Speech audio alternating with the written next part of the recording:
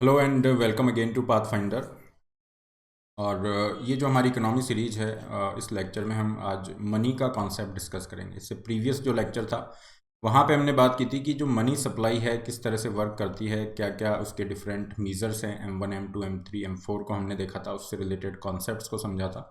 इसके अलावा multiplier effect, specially जो बैंकिंग इंडस्ट्री है उसमें किस तरह से ये मनी मल्टीप्लायर काम करता है, ये कॉन्सेप्ट हमने डिस्कस किए थे।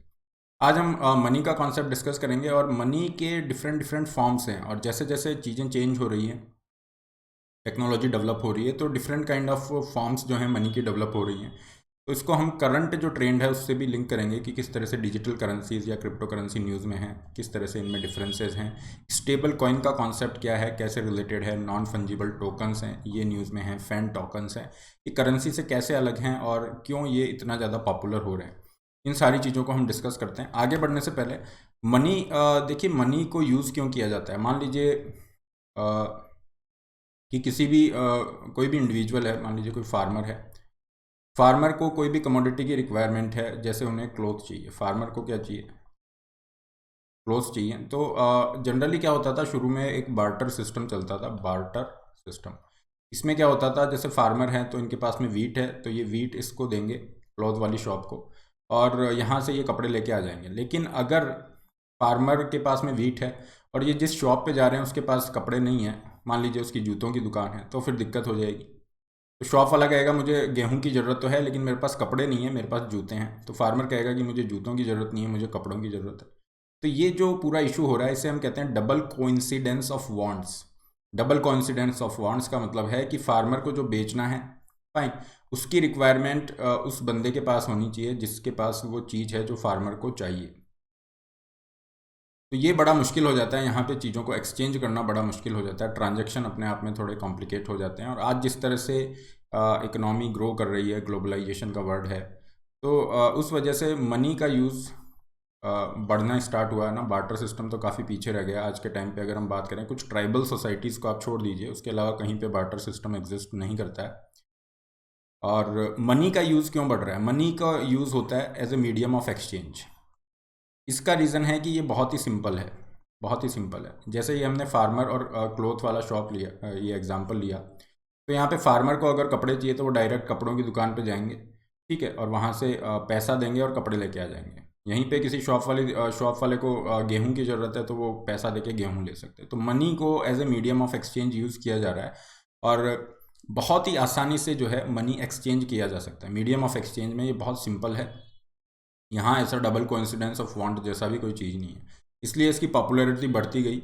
और आज जो हम देख रहे हैं, आज हमारे पास में क्या है, नोट्स हैं, कॉइन्स हैं, इनकी चर्चा होती है। लेकिन हमेशा से ऐसा नहीं था। शुरुआती दौर में हमने देखा, स्पेशली एंशियंट मिडाइवल पीरियड में, कि कॉइन्स चला करते थे, कॉइन्स चला करते थे। तो अब फॉर्म्स जो हैं, मनी की जो फॉर्म्स हैं ये भी चेंज हो रही हैं।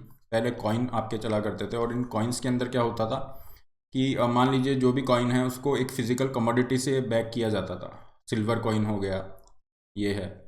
और आज की जो करेंसी है, आज के जो नोट्स हैं, मॉडर्न जो करेंसी है, इसके अंदर कोई भी प्रीसियस मेटल यूज़ नहीं किया जा रहा। मान लीजिए 2000 रुपये का नोट है, 2000 रुपी नोट इज़ देयर। तो क्या ये जो पेपर है इसकी वैल्यू 2000 रुपये है? डेफिनेटली नहीं है। लेकिन ये नोट आपका चल रहा है 2000 रुपये के फॉर्म में, ठीक है। तो ये जो मॉडर्न करेंसी है, इसको हम यहाँ पे नाम देते हैं फिएट करेंसी, ठीक है ना, जो किसी कमोडिटी से आपका बैक नहीं कर रहा है। ये आगे हम पढ़ेंगे फिएट करेंसी, लीगल लेंडर वगैरह क्या है, और मॉडर्न जो फॉर्म्स हैं मनी की वो कैसे डेवलप हो रही हैं, नई नई जो फॉर्म्स आ रही हैं। क्योंकि डिजिटल रुपए को लेके आरबीआई ने ऑलरेडी अनाउंस किया हुआ है, पायलट प्रोजेक्ट भी स्टार्ट होने वाला है। काफ़ी सारी कंट्रीज़ ने तो ऑलरेडी स्टार्ट कर दिया है, जैसे चाइना ने ऑलरेडी पायलट प्रोजेक्ट आपका स्टार्ट कर दिया है। तो ये जो मॉडर्न फॉर्म्स हैं मनी की, इसको देखेंगे। और जैसे deposit with the banks and all, ये तो हम देख ही चुके हैं मनी सप्लाई के अंडर में। चलिए स्टार्ट करते हैं इस लेक्चर को। आगे बढ़ने से पहले, this is a brief introduction about me. My name is Rahul Bhardwaj. ये मेरा टेलीग्राम चैनल है जिस पे आप मुझे फॉलो कर सकते हैं to get access of all the free lectures, free classes यहाँ पे आपको मिल जाएंगे। और इसके अलावा एक इम्पॉर्टेंट अनाउंसमेंट है, अगर आप घर बैठे यूपीएससी की तैयारी करना चाहते हैं तो आप कंप्लीट प्रिपरेशन कर सकते हैं, जिसमें आपकी daily live classes, doubt solving, answer writing, test series, complete study material for pre and mains, optional subject, ये सारी चीज़ें, सारे रिसोर्सेज जो आपको यूपीएससी प्रिपरेशन के लिए ज़रूरी हैं, एक ही जगह जगह पे आपको मिल जाते हैं। और सबसे अच्छी बात है, टाइम बाउंड मैनर में आप अपना पूरा सिलेबस कंप्लीट कर लेंगे। इसकी पूरी फीस है 55,000 रुपीज़ और इस पे आपको 10% का एक्स्ट्रा डिस्काउंट मिल जाता है when you use the code RB Live। You can get the personalise guidance as well. इसके रिगार्डिंग क्वेरी के लिए आप इस टेलीग्राम पे भी कनेक्ट हो सकते हैं। चलिए आगे यहाँ पे मूव करेंगे। फ़िएट करेंसी या फ़िएट जो मनी का ये जो कॉन्सेप्ट है, तो फ़िएट मनी क्या होता है? जो अभी हमने 2000 रुपये के नोट की बात की, ये क्या होती हैं? इस तरह की जो मनी होती है या जो करेंसी होती है, these are not backed by a physical commodity. जैसा हमने देखा था ना पुराने ज़माने में क्या होता था, जैसे सिल्वर कॉइन है तो वहाँ पे सिल्वर की कुछ वैल्यू है, फाइन। गोल्ड कॉइन कहीं पे चल रहा है, कॉपर है, या जो भी कॉइन है, मेटल है, उसका वहाँ पे वैल्यू इन्वॉल्व है। लेकिन आज की जो करेंसी है, मॉडर्न करेंसी, वहाँ पे हम देखते हैं नोट हैं या कॉइन है, तो डेफिनेटली उसके अंदर वो वैल्यू नहीं होती है किसी फिजिकल कमोडिटी, चाहे गोल्ड हो, सिल्वर हो या एनी अदर मेटल, उससे उसको बैक नहीं किया जाता है। आज जो करेंसी है वो क्या है? गवर्नमेंट यहाँ पे क्या करती है? इशू करती है। RBI on the behalf of government is basically issuing this currencies, print कर रहा है। और वहाँ पे जो एक गारंटी प्रोवाइड की जाती है ना, this is important. Fiat money gives central banks greater control over the economy. इसका इंपॉर्टेंस क्या है फिएट मनी का? फिएट मनी का इंपॉर्टेंस है कि भाई RBI को जितनी भी रिक्वायरमेंट है, जिस हिसाब से जो भी मनी सप्लाई को कंट्रोल वगैरह करना है, तो वो अपने हिसाब से प्रिंट करते रहते हैं करेंसी को, ठीक है। मिनिमम रिजर्व आई थिंक यहाँ पे जो 200 करोड़ समथिंग इज़ देयर, तो उसके हिसाब से आपका ये प्रिंटिंग होता है। लेकिन ज़्यादा करेंसी प्रिंट कर दोगे तो फिर इन्फ्लेशन की भी समस्या हो जाती है। तो कुल मिला के फिएट करेंसी का आपका इंपॉर्टेंस क्या है कि सेंट्रल बैंक जो है, इंडिया के केस में RBI सेंट्रल बैंक है, इसका पूरा का पूरा कंट्रोल रहेगा कि मनी सप्लाई को कितना रखना है, ज़्यादा रखना है, कम रखना है। क्योंकि मनी सप्लाई का कंट्रोल एक बहुत ही इंपॉर्टेंट क्रिटिकल एस्पेक्ट है इसका मॉनिटरी पॉलिसी का। मॉनिटरी पॉलिसी हमारा नेक्स्ट लेक्चर है, और अभी लेक्चर आपके ना थोड़े कंटिन्यूस बेसिस पे रहेंगे। हो सकता है हम डेली बेसिस पे भी प्रोवाइड करें लेक्चर, क्योंकि अभी बीच में आपका काफ़ी गैप हो गया था, और इसलिए अभी कोशिश की जाएगी कि डेली बेसिस पे आपके कंटिन्यूस लेक्चर रहें, ताकि जो बीच में लैग रहा है वो कवर हम कर सकें। मॉनेटरी पॉलिसी हमारा नेक्स्ट लेक्चर रहेगा, है ना। मॉनेटरी पॉलिसी, RBI कैसे काम करता है, क्या फंक्शंस हैं RBI के, मॉनेटरी पॉलिसी कैसे वर्क करती है, types of monetary policy, objectives of monetary policy. फिर हम बात करेंगे टूल्स ऑफ मॉनेटरी पॉलिसी, जिसमें वेरियस एस्पेक्ट होंगे, है ना। बैंक रेट है, रेपो रेट है, LTRO क्या होता है, मार्जिनल स्टैंडिंग फैसिलिटी, MCLR क्या है, कैसे बेस रेट से अलग है, CRR, SLR, ये सब चीज़ें आपकी इसमें डिस्कस होंगी। तो कहने का मतलब है कि मनी सप्लाई को कंट्रोल करना बहुत इंपॉर्टेंट पार्ट है मॉनेटरी पॉलिसी का। अदरवाइज अगर RBI के पास में ये कंट्रोल नहीं होगा तो RBI won't be able to efficiently manage the economy. अभी हम देखते हैं न्यूज़ आती है ना, पॉलिसी रेट को कम किया, ज़्यादा किया, तो यहाँ पे RBI को इतना कंट्रोल जरूरी होता है, और ये फैसिलिटी प्रोवाइड कराती है फिएट मनी। फिएट मनी के एग्जांपल यही रहेंगे, US डॉलर है, इंडियन रुपी है, ये सब आपकी फिएट करेंसीज हैं। एक यहाँ पे डेंजर भी है फिएट करेंसी का।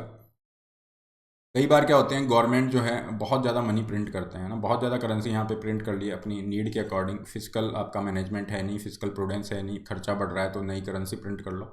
उसकी वजह से क्या होगा, आपने थोड़ा सा हम यहाँ पे रिकॉल करेंगे जो इन्फ्लेशन वाला चैप्टर था ना, इन्फ्लेशन वाला चैप्टर था, वहाँ पे हमने डिस्कस किया था कि अगर बहुत ज़्यादा मनी हो जाता है, मनी सप्लाई, तो आपने बहुत ज़्यादा करेंसी तो प्रिंट कर दी, लेकिन उस हिसाब से आपके गुड्स एंड सर्विसेज का प्रोडक्शन है, उनकी सप्लाई है, वो इंक्रीज़ नहीं हो पाई है।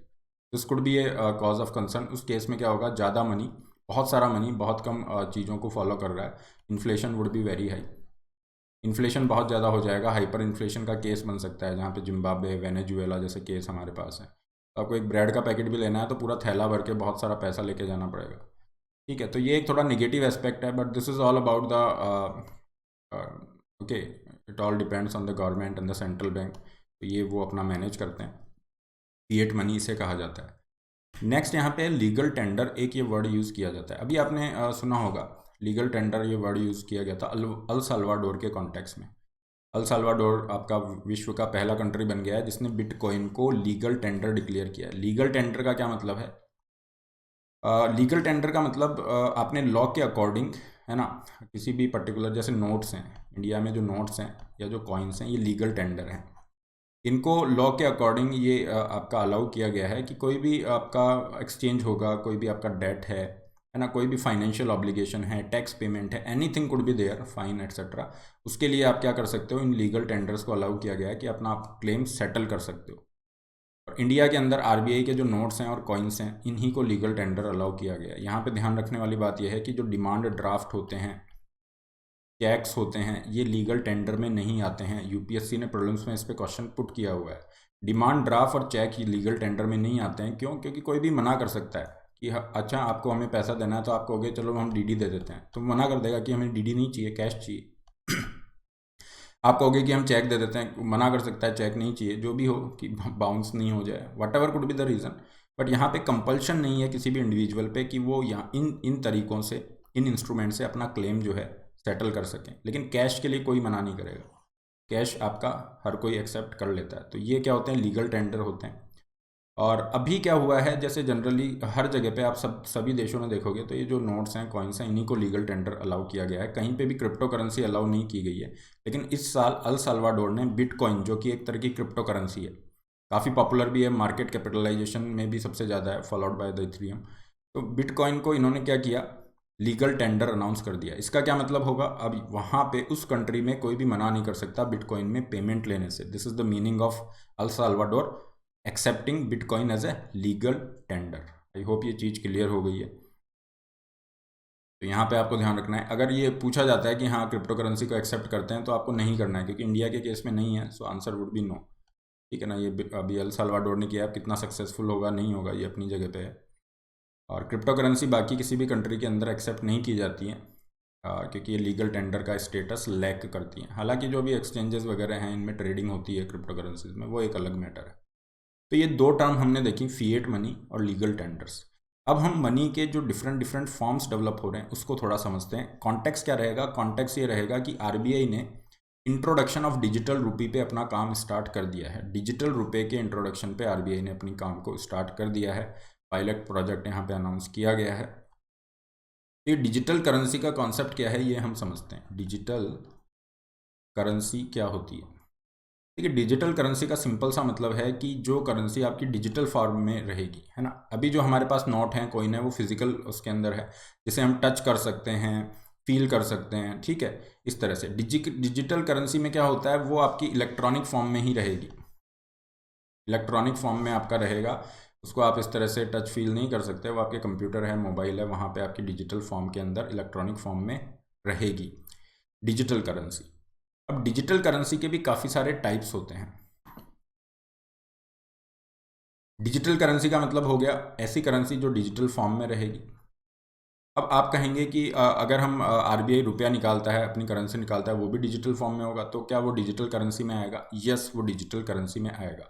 उसके लिए नाम दिया गया है central bank digital currency, CBDC. ये नाम आप काफ़ी बार सुन चुके होंगे और धीरे धीरे इसका प्रचलन भी काफ़ी बढ़ता जाएगा। सीबीडीसी क्या होता है? Central bank digital currency, DC, digital currency. तो ये क्या है? एक तरह की डिजिटल करेंसी ही है, लेकिन ये क्या होगी? रेगुलेटेड होगी। कौन रेगुलेट करेगा? एक सेंट्रल अथॉरिटी रेगुलेट करेगी, आरबीआई। रेगुलेटेड रहेंगी सेंट्रल अथॉरिटी के द्वारा। वहीं पे ऐसी डिजिटल करेंसी जो कि अनरेगुलेटेड रहेगी। जैसे यहाँ पे रेगुलेटेड का क्या मतलब? आरबीआई के हाथ में रहेगा कितना जो है डिजिटल करेंसी रहेगा मार्केट में अवेलेबल, कितना नहीं रहेगा, कम कैसे करना है, ज़्यादा कैसे करना है।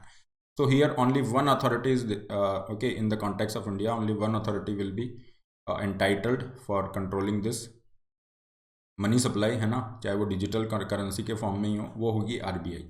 अगर ये अनरेगुलेटेड होती है डिजिटल करेंसी, तो उसके लिए हम वर्ड यूज़ करते हैं वर्चुअल करेंसी। और अगर वर्चुअल करेंसी में क्रिप्टो टेक्नोलॉजी का यूज़ किया जाता है, और ऐसी डिजिटल करेंसी जिसमें क्रिप्टो टेक्नोलॉजी का यूज़ भी किया जा रहा है और वो अनरेगुलेटेड भी है, तो उसे हम क्या नाम देंगे? Crypto currency. जो हम नाम सुनते हैं क्रिप्टो करेंसी, जितने भी हम नाम सुनते हैं, बिटकॉइन हो गया, डॉजी कॉइन, इथेरियम एटसेट्रा, ये क्रिप्टो करेंसी के एग्जाम्पल है। तो क्रिप्टो करेंसी है क्या? एक तरह की डिजिटल करेंसी ही है, लेकिन वो क्या है? अनरेगुलेटेड है और उसमें क्रिप्टो टेक्नोलॉजी का यूज़ हो रहा है। तो ये जो लास्ट वर्ड यहाँ पे लिखा गया है, जिसमें लिखा गया है all crypto currencies are digital currencies, तो बेसिकली ये स्टेटमेंट सही है। जितनी भी क्रिप्टो करेंसीज हैं वो सब डिजिटल करेंसी में आएंगी। अगर इसको हम वेन डायग्राम के फॉर्म में बनाएं, तो ये बड़ा सा हो गया सर्किल डिजिटल करेंसी का। अब इसमें से कुछ हो जाएंगी सेंट्रल बैंक डिजिटल करेंसी, इसमें से कुछ हो जाएंगे क्रिप्टो। ठीक है, तो क्रिप्टो करेंसी क्या होती हैं, जितनी भी क्रिप्टो होंगी वो सब डिजिटल करेंसी में ही आएंगी, फाइन। लेकिन सारी डिजिटल करेंसी जो है वो क्रिप्टो नहीं है। All digital currencies are not crypto currency. तो जनरली जो बच्चों को एक बहुत ज़्यादा कन्फ्यूजन रहता है डिजिटल करेंसी क्रिप्टो करेंसी, वो हमने यहाँ पे क्लियर किया है। जहाँ तक इस वर्ड की बात है, central bank digital currency, this is a very very important term. इसका क्या मतलब होगा, ये ऐसी डिजिटल करेंसीज हैं जहाँ पे जो भी सेंट्रल बैंक होगा किसी भी कंट्री का, जैसे इंडिया में आरबीआई है, यूएसए में फेडरल रिजर्व इज देयर, वो क्या करेंगे, इसको रेगुलेट करेंगे। So these forms are basically regulated forms of digital currency. Clear? ये यहाँ पे डिफरेंसेस भी मेंशन किया हुआ है, you can definitely go through these differences. ये वही चीज़ें हैं जो हमने ऑलरेडी इसमें डिस्कस की हैं, उन्हीं को यहाँ पे लिखा हुआ है। अब हम आते हैं क्रिप्टो करेंसी का ये जो कॉन्सेप्ट है, इसे थोड़ा सा और समझते हैं, क्योंकि जो मॉडर्न फॉर्म्स हैं, फॉर्म्स ऑफ मनी हैं, उसके अंदर डिजिटल करेंसी का यूज़ भी बढ़ रहा है। लेकिन हम देखेंगे कि जो क्रिप्टो करेंसी है इसका भी मीडियम ऑफ एक्सचेंज के रूप में यूज़ बढ़ रहा है। जैसे अल साल्वाडोर है, इसने तो लीगल टेंडर अनाउंस कर दिया, हो सकता है धीरे धीरे इसका यूज़ और बढ़ता जाए। और बहुत इंटरेस्टिंग फैक्ट यहाँ पे जानने वाली बात ये भी है कि जो सेंट्रल बैंक है, जैसे आरबीआई ने अभी अनाउंस किया ना डिजिटल करेंसी के लिए, सेंट्रल बैंक डिजिटल करेंसी, और बहुत सारे देश है सब ये पायलट प्रोजेक्ट चला रहे हैं, चाइना ने तो बहुत पहले ही स्टार्ट कर दिया। तो यहाँ पे जितने भी सेंट्रल बैंक हैं इंक्लूडिंग आरबीआई, इनके ऊपर प्रेशर क्यों है कि ये डिजिटल करेंसी का इंट्रोडक्शन करें? क्यों ये प्रेशर क्रिएट हो रहा है? प्रेशर इसलिए क्रिएट हो रहा है कि क्रिप्टो करेंसी का प्रचलन बढ़ता जा रहा है, बढ़ता जा रहा है क्रिप्टो करेंसी का प्रचलन। और इसलिए इनको ये है कि क्रिप्टो करेंसी का प्रचलन इतना ज़्यादा बढ़ जाएगा अगर लोगों के पास कोई अल्टरनेटिव नहीं होगा डिजिटल करेंसी के फॉर्म में, so they will be force to use the cryptocurrencies. और क्रिप्टो करेंसी के अंदर प्रॉब्लम क्या है, क्रिप्टो करेंसी में सबसे बड़ी दिक्कत रहेगी बैंकों के लिए कि वो इसको रेगुलेट नहीं कर सकते, रेगुलेट नहीं कर सकते, क्योंकि क्रिप्टो करेंसी का जो फॉर्मेशन है बन रही है, ये जो क्रिप्टो करेंसी का फॉर्मेशन होता है इसको हम कहते हैं माइनिंग। ये जो प्रोसेस होता है इसे हम माइनिंग कहते हैं। इसमें बेसिकली क्या होती है, कंप्यूटेशनल पजल्स सॉल्व करनी होती हैं, पजल्स होती हैं कंप्यूटेशनल, उनको सॉल्व करना होता है। तो इसमें कोई एक ऐसा कंट्री या एक कोई कंपनी ऑर्गेनाइजेशन ऐसा कुछ नहीं है, पूरे विश्व में जगह जगह पे लोग हैं तो जिन्होंने भी अपना माइनिंग के रिगार्डिंग ये प्रोजेक्ट लगा रखा है, काफ़ी सारे कंप्यूटर लगा दिए, उनको ऑन कर दिया, अब उसमें ये प्रोग्राम्स आपके चल रहे हैं, कंप्यूटेशनल प्रोग्राम्स आपके चल रहे हैं, ठीक है। और इसका जो आउटपुट मिलेगा, इसका रिजल्ट मिलेगा, वो क्या मिलेगा, ये जो प्रोग्राम्स आपके रन होते हैं फाइनली इसका आउटपुट होगा क्रिप्टो करेंसी। जैसे मान लीजिए बिटकॉइन है, बिटकॉइन जनरेट है, तो उसे हम कहेंगे बिटकॉइन माइनिंग, उसे नाम दिया जाएगा बिटकॉइन माइनिंग। तो ये जो आपके सॉल्व करते हैं, ये जो पजल्स वगैरह सॉल्व करते हैं, इनको रिवार्ड क्या मिलता है, बेनिफिट क्या होता है, बिटकॉइंस जनरेट करते हैं, ये बिटकॉइन के रूप में फ़ायदा होता है। जो पूरा प्रोसेस चल रहा है जिसमें ये पजल्स वगैरह सॉल्व की जा रहे हैं, उसे हम वर्ड यूज़ करते हैं माइनिंग, मतलब क्रिप्टो करेंसी का फॉर्मेशन इस तरह से होता है, ठीक है। और ये क्रिप्टोग्राफिक पजल्स इसमें सॉल्व हो रही हैं, fine, these are the things. Crypto currency को भी मीडियम ऑफ एक्सचेंज के रूप में यूज़ किया जाता है, और but they will be in the digital format, obviously जो डिजिटल करेंसी का ही ये पार्ट है तो डिजिटल फॉर्मेट में रहेगा। कोई फिजिकल ऐसा, ये जो कॉइन आपको दिख रहे हैं ना, ऐसा कोई कॉइन अवेलेबल नहीं होता है कि इस पर बिटकॉइन लिखा है ये ऐसा मिलेगा, फिजिकल फॉर्मेट में ऐसे कोई कॉइन्स अवेलेबल नहीं होते हैं। एनक्रिप्शन टेक्निक यूज़ की जाती है इनके अंदर, both control and creation of the money. हमने देखा बिटकॉइन जब बन रहा है तो ये कंप्यूटेशनल पजल सॉल्व हो रही है, क्रिप्टोग्राफिक पजल सॉल्व हो रही हैं, है ना, in the creation of monetary unit. मतलब बिटकॉइन जब बन रही है तब भी ये हो रहा है, और कंट्रोल और to verify the exchange of money, exchange of money verification के अंदर भी ये हो रहा है। इसका क्या मतलब है, मान लीजिए हम कोई नॉर्मल ट्रांजैक्शन करते हैं, जो भी बैंकिंग ट्रांजैक्शन है, फॉर एग्जांपल आपने ऑनलाइन किसी को पैसा ट्रांसफ़र कर दिया, है ना, ऑनलाइन पैसा किसी को ट्रांसफ़र किया, तो वो जो ट्रांजैक्शन है, आपका एसबीआई बैंक है, यहाँ से आपने किसी भी आईसीआईसीआई बैंक या एसबीआई बैंक को ही कर दिया, किसी भी इंडिविजुअल को पैसा ट्रांसफ़र किया, तो वो पूरा ट्रांजैक्शन क्या होगा, रिकॉर्ड होगा, रिकॉर्ड उस ट्रांजैक्शन का रहेगा, बैंक के पास भी रहेगा, आरबीआई इज़ ऑल्सो देयर, जिनके पास ये ट्रांजैक्शन का रिकॉर्ड है, और किसी के पास नहीं रहेगा, लेकिन ट्रांजैक्शन का रिकॉर्ड है। अब यहाँ पे क्या है, जैसे क्रिप्टो करेंसी में मान लीजिए बिटकॉइन में आपका एक्सचेंज होता है, किसी ने बिटकॉइन किसी को दिया, ये ट्रांसफ़र हो रहा है, ए ने बिटकॉइन इसको बी को दिया, तो ये जो ट्रांजेक्शन हैं इनको रिकॉर्ड कौन करेगा, यहाँ पे कोई सेंट्रलाइज अथॉरिटी तो है नहीं, जैसे आरबीआई होता है इस तरीके से। तो ये जो वेरीफाई होगा एक्सचेंज ऑफ मनी की, बिटकॉइन ए ने बी को बिटकॉइन दिए हैं, इसका वेरिफिकेशन क्या है, इसका प्रूफ क्या है, अदरवाइज तो ये चीज़ चल ही नहीं पाएगी, है ना, इसका प्रूफ क्या है। तो यहाँ पे रोल आ जाता है ब्लॉकचेन का। ये जो आपका है ट्रांजैक्शन में ये ब्लॉकचेन टेक्नोलॉजी का यूज़ करते हैं। इसे अगर हम थोड़ा समझें, ब्लॉकचेन क्या है, इसके अंदर जो भी ट्रांजैक्शंस होती हैं उनको आप ब्लॉक्स के फॉर्म में रिकॉर्ड करते हैं और वो पूरा इस ब्लॉकचेन टेक्नोलॉजी में रहता है। इसे ऐसा समझिए, प्लीज़ हैव अ लुक। जैसे हमने ये यहाँ पे देखा है ना, इसे देखा, ओके, ये देखते हैं। तो कोई भी ट्रांजैक्शन हुआ, मान लीजिए बिटकॉइन के अंदर दो लोगों के बीच में कोई ट्रांजैक्शन होता है, तो उस ट्रांजैक्शन का जो वैलिडेशन होगा, है ना, ट्रांजैक्शन का जो भी है, ये पूरा सबके पास जाएगा, जितने भी नेटवर्क पे नोड्स हैं जो भी वहाँ पे रन कर रहे हैं। और ये जो इन्फॉर्मेशन है ट्रांजैक्शन की, ये ब्लॉक होते हैं, इस तरह से ये ब्लॉक होते हैं। हर ब्लॉक की कैपेसिटी होती है, इतनी इन्फॉर्मेशन ले सकता है, इतने सारे ट्रांजैक्शन एक ब्लॉक में रहेंगे। तो वो उस ब्लॉक में वो ट्रांजैक्शन चला गया, ठीक है। अब ये जो ब्लॉक है जिसमें ये ट्रांजैक्शन आपका सेव है, मान लीजिए ब्लॉक में इन्फॉर्मेशन फुल हो गया, तो ये क्या करेगा, ऑलरेडी एग्जिस्टिंग जो ब्लॉक्स हैं उसके साथ जाके अटैच हो जाएगा, ठीक है। और ये ब्लॉक्स ऑलरेडी जो प्रीवियस पहले भी काफ़ी सारी ट्रांजैक्शंस हुई होंगी, तो ये ब्लॉक्स एक दूसरे से जुड़े रहते हैं, चेन के फॉर्म में जुड़े रहते हैं। तो इसलिए हम यूज़ करते हैं वर्ड ब्लॉकचेन टेक्नोलॉजी। तो अब ब्लॉकचेन टेक्नोलॉजी में क्या हुआ, दो लोगों के बीच में ट्रांजैक्शन हुआ, ए और बी के बीच में ये ट्रांजैक्शन हुआ। इसको आपने क्या किया, ये ब्लॉक में इंफॉर्मेशन गई और ये आपका वैलिडेट होकर यहाँ पे स्टोर हो गई।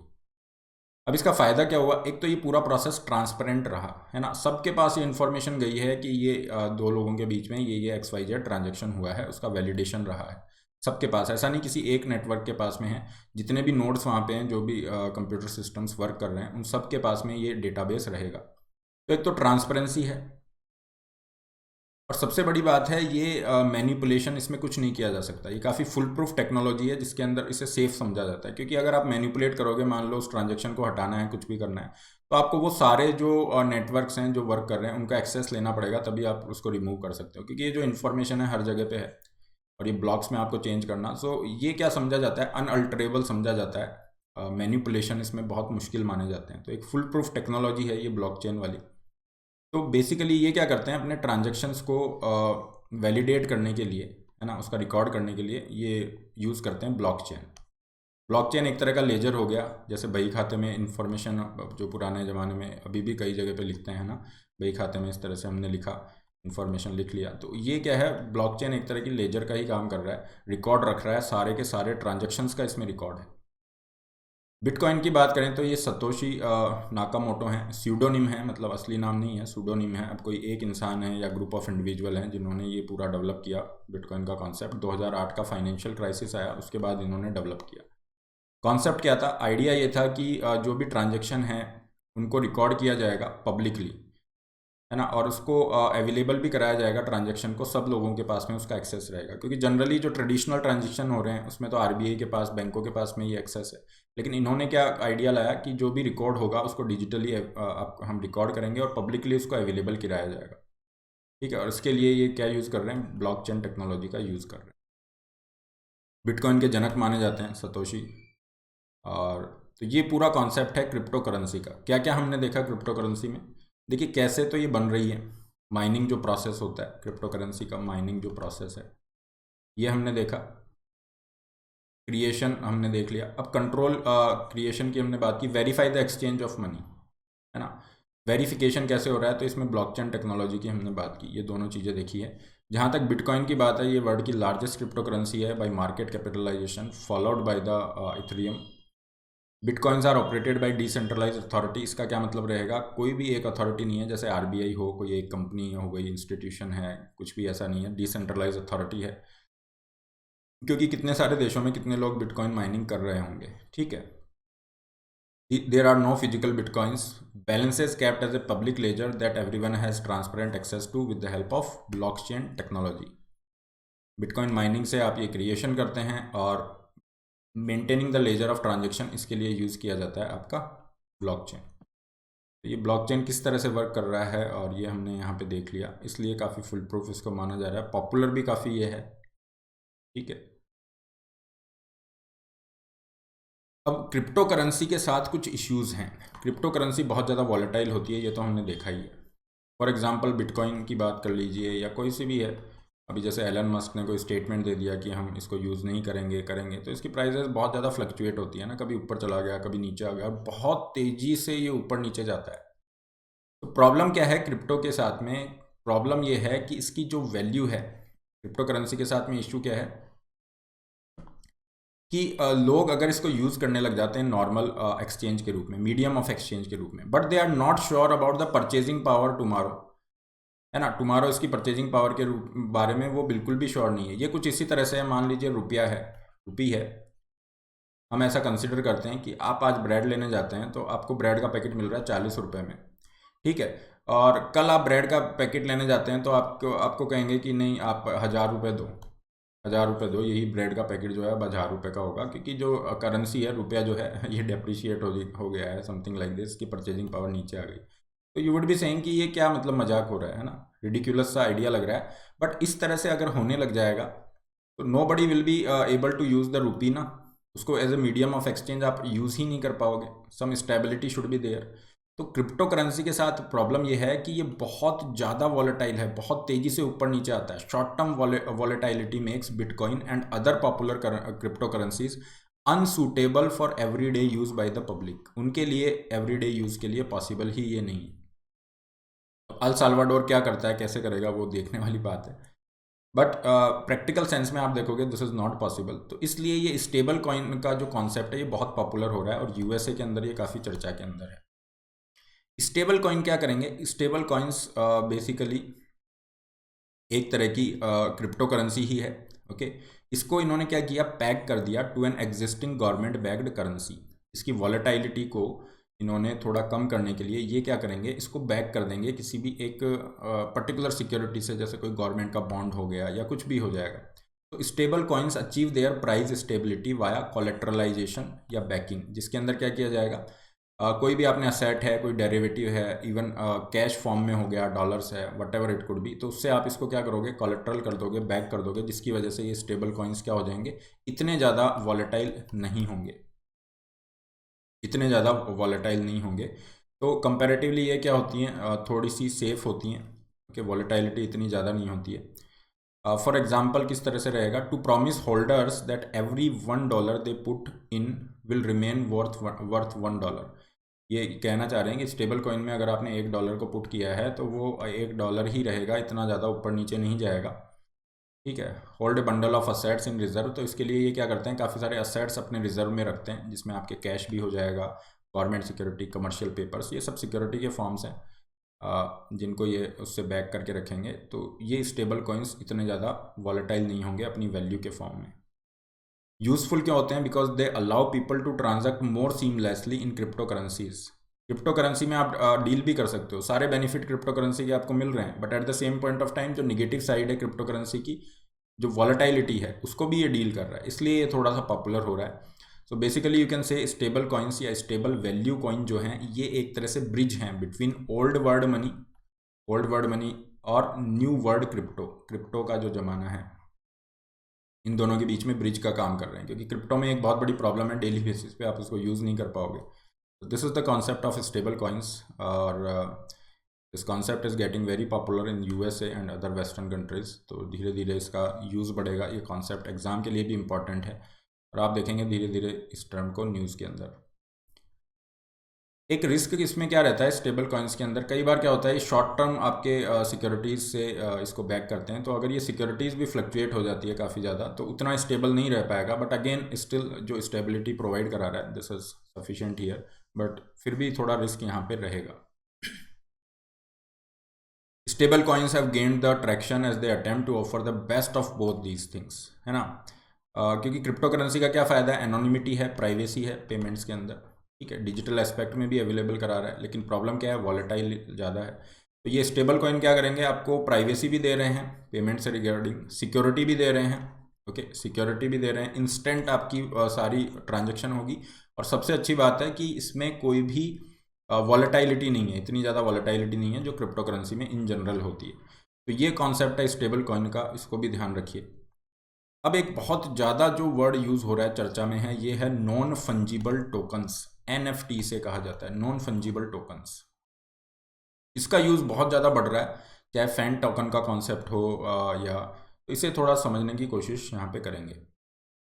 नॉन फंजिबल टोकन ये एक तरह का क्रिप्टो टोकन है, लेकिन ये नॉन फंजिबल का क्या मतलब होता है, नॉन फंजिबल आइटम्स क्या होते हैं और फंजिबल आइटम्स क्या होते हैं। फॉर एग्जाम्पल लक्ष्मीकांत की बुक है, लक्ष्मीकांत सर की जो बुक है आप पॉलिटी के लिए पढ़ रहे हैं, ठीक है, आपने ये बुक ली, बिल्कुल फ्रेश आपकी बुक है और आप देखते हैं कि हाँ उसमें एक दो पेजेस सही नहीं है, प्रिंटिंग में कुछ प्रॉब्लम है, तो वो क्या है, आप उस बुक को चेंज करवा लेंगे, आप जाएंगे और एक्सचेंज हो जाएगी, फंजिबल हो जाएगी, फंजिबल आइटम्स है जिसको आप क्या कर सकते हो, उसको एक्सचेंज कर सकते हो। लेकिन सेम लक्ष्मीकांत सर की बुक है और आपने उसको बहुत अच्छे से पढ़ा है, 3 महीने पढ़ा है, पूरी अंडरलाइन हाईलाइट करके और बहुत अच्छे से चीज़ों को लिखा हुआ है, वहाँ पे जो एडिशन है करंट का वो आपने कर लिया, नोट्स बना दिए, तो वो क्या हो गई, वो बुक यूनिक हो गई, क्या हो गई, यूनिक हो गई। अब पूरे वर्ल्ड में ये अपने आप में एक ही बुक है, ऐसी कोई और बुक नहीं है, तो ये क्या हो जाएगी, आप इसको एक्सचेंज नहीं कर सकते, ये क्या हो गई, अपने आप में यूनिक हो गई। ओके, सो ऐसी चीज़ें जो अपनी यूनिकनेस, अपनी वैल्यू के लिए नहीं, अपनी यूनिकनेस से डिफाइन हो रही हैं, वो क्या हो जाएगी, नॉन फंजिबल हो जाएगी। तो इस केस में ये जो पूरी आपने बुक है ये क्या हो गई, नॉन फंजिबल हो गई, बिकॉज ये अपनी यूनिक प्रॉपर्टी की वजह से नॉन फंजिबल यहाँ पे हो गई है। क्लियर। और दूसरी तरफ क्या है, जो नॉर्मल चीज़ें हमने देखी जो वैल्यू से अपनी डिराइव हैं वो क्या होंगी, फंजिबल होंगी। एक और छोटा सा एग्जांपल यहाँ पे दे देता हूँ। मान लीजिए यहाँ पे 100 रुपये का नोट है, 100 रुपये का नोट है, तो इसको आप क्या कर सकते हैं, एक्सचेंज कर सकते हैं इजीली 10 रुपये के 10 नोट के फॉर्म में, है ना, 10 × 10। तो ये क्या हो गया, फंजिबल आइटम्स हैं, ये सब क्या हैं, फंजिबल आइटम्स में आपके इंक्लूड होंगे, जैसे वो नॉर्मल बिना हाईलाइट वाली बुक थी। और इसके उल्टा क्या होता है, इसका बिल्कुल अपोजिट क्या होता है, नॉन फंजिबल, जो कि यूनिक होते हैं। अब नॉन फंजिबल जो आपके आइटम्स होते हैं उसको उसके लिए ये टोकन्स यूज़ किए जा रहे हैं। तो नॉन फंजिबल टोकन क्या होंगे, they are connected to a particular kind of asset, है ना। जैसे मान लीजिए किसी पेंटर की कोई पेंटिंग है, वो पेंटिंग अपने आप में एक यूनिक है, तो उस पेंटर को अगर उसको सेल करनी है तो उस पेंटिंग के लिए, पर्टिकुलर पेंटिंग के लिए एक नॉन फंजिबल टोकन आपका ये क्रिएट होगा। जो बंदा खरीद रहा है ना, किसी ने परचेज की, तो ये नॉन फंजिबल टोकन उसके पास रहेगा, किसके रूप में, प्रूफ के रूप में कि ये मुझे बिलोंग करती है, मैंने इसको खरीद लिया है, नॉन फंजिबल टोकन के रूप में। तो वो अपने आप में एक यूनिक चीज़ है। तो काफ़ी सारी जो सॉन्ग फाइल्स हैं, डिजिटल आर्ट हैं, रॉयल्टीज़ हैं, इमेजेस हो गई, उसके अंदर इसका यूज़ काफ़ी ज़्यादा बढ़ रहा है, नॉन फंजिबल टोकन्स का यूज़ काफ़ी ज़्यादा बढ़ रहा है। क्यों, क्योंकि नॉन फंजिबल टोकन्स हमें ये फैसिलिटी देते हैं कि आप टोकनाइज कर सकते हो थिंग्स को, लाइक आर्ट है, कलेक्टिबल्स है, इवन रियल एस्टेट भी हो गया, इनको आप टोकनाइज कर सकते हो। ओके, और ये भी क्या होगा, क्रिप्टो टोकन के रूप में फुल प्रूफ रहता है, आप अपनी ऑनरशिप यहाँ पे बता सकते हो कि ये मेरे पास NFT इस तरीके का है। तो ये NFT का रहता है, these digitally unique assets are attached to the distinct value with a certificate of authenticity, so that even though it exist online that asset can not be easily and endlessly duplicated. ये कुछ benefit हैं। और NFT again आपका decentralise digital platform based ही रहेगा, blockchain technology पे base है, क्योंकि क्रिप्टो टोकन्स है अगेन, तो प्रोसेस विल बी सेम। तो ये होते हैं नॉन फंजिबल टोकन। अब इनका बेनिफिट क्या हो रहा है, काफ़ी सारे बेनिफिट है जिसकी वजह से चीज़ें पॉपुलर हो रही हैं, है ना। जैसे कि मान लीजिए पहले कोई आर्टिस्ट होता था, मान लीजिए उसने ये पेंटिंग बनाई, ये एक आर्ट क्रिएट किया, अब उसको अपनी पेंटिंग को सेल करना है तो एग्जीबिशन में जाएगी, ठीक है, वहाँ पे एग्जीबिशन के भी काफ़ी रूल्स रेगुलेशंस रहेंगे कि इस तरह की पेंटिंग्स हम अलाउ नहीं कर रहे हैं, ये है। फिर उनका अपना यहाँ पे ब्रोकरेज रहेगा, ठीक है, प्रॉफिट मार्जिन जो है आर्टिस्ट को कम मिल रहा है। अब आर्टिस्ट के पास में ये फ्रीडम है कि वो डायरेक्टली क्या है, सेल कर सकता है, जिसे खरीदना है वो डायरेक्ट आर्टिस्ट को अप्रोच कर सकता है और ये ट्रांजैक्शन डायरेक्ट हो सकते हैं। तो basically this concept of NFT is democratising the art world as well. इस वजह से ये पॉपुलर हो रहा है, क्योंकि आर्टिस्ट को फ्रीडम भी मिल रही है, उनको प्रॉफिट मार्जिन भी ज़्यादा मिल रहा है, दूसरी तरफ जो सेलर बायर हैं, दोनों ही आर्टिस्ट हो गए या कोई खरीदने वाला है, तो उनको भी बेनिफिट हो रहा है। इस वजह से ये नॉन फंजिबल टोकन्स काफ़ी ज़्यादा पॉपुलर हो रहे हैं। एंड इसी से रिलेटेड, नॉन फंजिबल टोकन से रिलेटेड एक कॉन्सेप्ट है ये फैन टोकन वाला। ये न्यूज़ में कब आया, जब मैसी ने अपना ये चेंज किया था, you have this Saint Germain, तो यहाँ पे उनको कुछ पेमेंट जो दी गई थी वो फैन टोकन के रूप में दी गई थी, तब ये फैन टोकन काफ़ी ज़्यादा चर्चा के अंदर थे। फैन टोकन एक तरह के क्या है, ये एक तरह का नॉन फंजिबल टोकन ही है और केवल डिजिटल असेट ही रहेगा। तो नॉन फंजिबल टोकन कैसे, जैसे मान लीजिए इसे हम IPL से थोड़ा समझते हैं। IPL की टीम है, CSK इज देयर, है ना, चेन्नई सुपर किंग है, और दूसरी तरफ हम मान लेते हैं राजस्थान रॉयल्स है, ये दो टीम्स हैं। तो CSK क्या करेगी, अपने फैन टोकन्स निकालेगी और जो CSK के फ़ैन है वो इन फैन टोकन्स को खरीद लेंगे, उनको क्या है, कुछ बेनिफिट दिए जाएंगे। है ना, वोटिंग के लिए। अच्छा CSK की हम जर्सी चेंज कर रहे हैं, कौन सा आपको चेंज करना चाहिए। CSK के कहीं पे मैच हो रहे हैं तो हो सकता है कुछ टिकट्स उनके लिए रिजर्व रखे जाएं, जिन लोगों के पास फैन टोकन है ना, उनको बेनिफिट दिया जाएगा। तो इस तरह से काफ़ी सारी चीज़ों में लोगों की क्या है, पार्टिसिपेशन इंश्योर की जाती है। तो जो लोग फैंस हैं वो यहाँ पे क्या करेंगे, उसको परचेज करेंगे और जो डिसीजन मेकिंग प्रोसेस है वहाँ पे पार्टिसिपेट करेंगे। बट अगेन जो CSK के टोकन्स हैं, क्या आप उसको एक्सचेंज कर सकते हो? जैसे राजस्थान रॉयल्स है उनको दे दोगे, या फिर कोई और दूसरी दिल्ली कैपिटल है, कोई सी भी टीम है, क्या उसको दिया जा सकता है? नहीं दिया जा सकता। क्यों? क्योंकि ये क्या है, यूनिक है, ये कोई अपनी वैल्यू के रिगार्डिंग इस तरह से नहीं रह रहे हैं। तो ये फैन टोकन एक तरह का क्या हो गया, नॉन फंजिबल टोकन हो गया, which is basically unique and can not be replaced with something else. किसी और से आप रिप्लेस इसको नहीं कर सकते हो। क्लियर? एंड डेफिनेटली एक्सचेंजेस होंगे जहाँ पे नॉन फंजिबल टोकन वगैरह एक्सचेंज जो होते हैं वहाँ पे इनको ट्रेड किया जा सकता है। लेकिन अगेन ये भी वॉलेटाइल ही होंगे, वही आपका रहेगा क्रिप्टो करेंसी की तरह। ये भी काफ़ी वॉलेटाइल होते हैं, इनकी प्राइस ऊपर नीचे जाती रहती है। So this is basically the thing. जैसे ये सेंट जर्मेन वाले हैं, इसके फैन टोकन का ऊपर चला गया था जब मेसी वाला पूरा केस आया था। Volatility will be there, but what is the purpose here fan token का?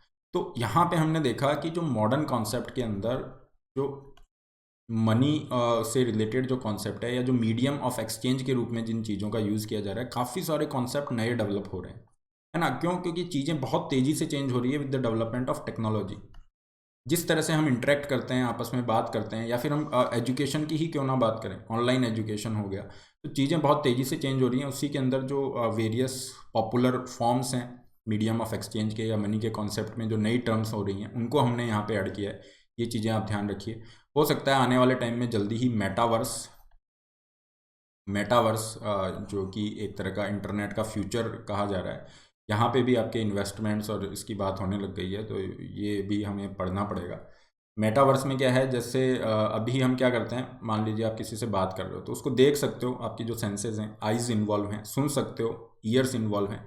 मेटावर्स में क्या होगा, आप चीज़ों को फील कर सकते हो, टच कर सकते हो, टच आपको जो फील है वो भी वहाँ पे आएगा। और आप क्या कर सकते हो, टेस्ट भी कर सकते हो। आज ही न्यूज़पेपर में है, यू हैव द हिंदू, जहाँ पे एक जैपनीज इन्वेंटर हैं, है ना, साइंटिस्ट हैं, उन्होंने एक टीवी स्क्रीन को डेवलप किया है, जिसपे आप क्या कर सकते हो, टेस्ट कर सकते हो। उस टीवी स्क्रीन को लिख करके एक कोई भी जो पर्टिकुलर फूड है उसका टेस्ट लिया जा सकता है, पूरे वर्ल्ड में कहीं पे भी कुछ भी। तो ये कहीं ना कहीं हमें जो है वर्चुअल रियलिटी की तरफ लेके जा रही हैं चीज़ें। तो दिस इज़ ऑल, ये पूरा कॉन्सेप्ट रहा है। नेक्स्ट लेक्चर आपका रहेगा मॉनिटरी पॉलिसी, स्पेशली RBI की फंक्शनिंग और मॉनिटरी पॉलिसी के ऑब्जेक्टिव्स क्या होती है, कितने तरह की होती है, क्या ऑब्जेक्टिव्स हैं, कैसे फंक्शन करता है RBI, ये सब चीज़ें। उसके बाद फिर हम टूल्स की बात करेंगे, जो भी मैंने अभी आपको मेंशन किए, जैसे कि repo rate, reverse repo rate, marginal standing facility, LTRO, SLTRO, TLTRO, जो न्यूज़ में रहे हैं इस साल, काफ़ी इंपॉर्टेंट है एग्ज़ाम के लिए। MCLR क्या होता है, कैसे बेस रेट से अलग है, ये सारे कॉन्सेप्ट हम फर्दर जो लेक्चर्स हैं उसमें लेंगे। और अभी आपके lectures you can expect on continuous basis. Okay, तो हमारा जो गैप रहा है उसको हम थोड़ा ओवर यहाँ पे कवर कर लेंगे। This is all. इसके अलावा अनअकैडमी से आप जुड़ सकते हैं कंप्लीट प्रिपरेशन के रिगार्डिंग। आपकी पूरी प्रिपरेशन का 1 पॉइंट सॉल्यूशन अनअकैडमी प्रोवाइड कराता है, जिसमें daily live classes, doubt solving, answer writing, test series, complete study material for pre and mains, optional subject, सब यहाँ पे इंक्लूड होता है। ऑप्शनल आपका कॉम्बो सब्सक्रिप्शन में रहेगा। सब्सक्रिप्शन के लिंक डिस्क्रिप्शन बॉक्स में है, बहुत आसान है सब्सक्रिप्शन लेना। जब आप उस लिंक पे क्लिक करेंगे you will find these plans. तो जैसे आपने 1 साल का प्लान चूज़ किया है, then put the code RB Live to get 10% discount. तो आपका जो अमाउंट है 10% से कम हो जाएगा। इसी तरह से आप आइकॉनिक के लिए जा सकते हो। ये कुछ आइकॉनिक के एक्स्ट्रा बेनिफिट्स हैं। Loan facility link is also there. ये आइकॉनिक का फीस स्ट्रक्चर यहाँ पे दिया हुआ है। अगर केवल ऑप्शनल सब्जेक्ट के लिए जा रहे हैं, ओनली ऑप्शनल सब्जेक्ट के लिए अगर आप जाते हैं, तो ये ऑप्शनल सब्जेक्ट का फीस स्ट्रक्चर यहाँ पे है। नए बैचेस स्टार्ट हो रहे हैं, तो जो 2022 या 2023 को टारगेट कर रहे हैं जो भी बच्चे, they can definitely enrol in these batch courses and complete their syllabus. एक टाइम बाउंड मैनर में सिलेबस कंप्लीट कर सकते हैं। 2 जनवरी संडे को आपका सुबह 11 बजे ये टेस्ट होगा। फ्री टेस्ट रहता है। अच्छा है, आप अपनी प्रिपरेशन को असेस कर सकते हैं। और यहाँ पे क्या होता है, 1 घंटे में 56 क्वेश्चन करने होते हैं। वीडियो सॉल्यूशंस भी आपको मिल जाएंगे। काफ़ी सारी स्कॉलरशिप्स जीतने का मौका रहता है, प्राइसेस आप जीत सकते हैं। तो you can enrol in this free test, जिसका लिंक डिस्क्रिप्शन बॉक्स में है, by using the code RB Live again. And free test series का भी बेनिफिट आप ले सकते हैं। तो दिस इज़ ऑल। ये टेलीग्राम ग्रुप है जिस पर आप मुझसे जुड़ सकते हैं। सेशन के रिगार्डिंग जो भी इंफॉर्मेशन है, फ्री सेशंस हैं, वो सब आप यहाँ पे एक्सेस कर पाएंगे। This is all. Don't forget to like, share and subscribe. All the best and have a great day.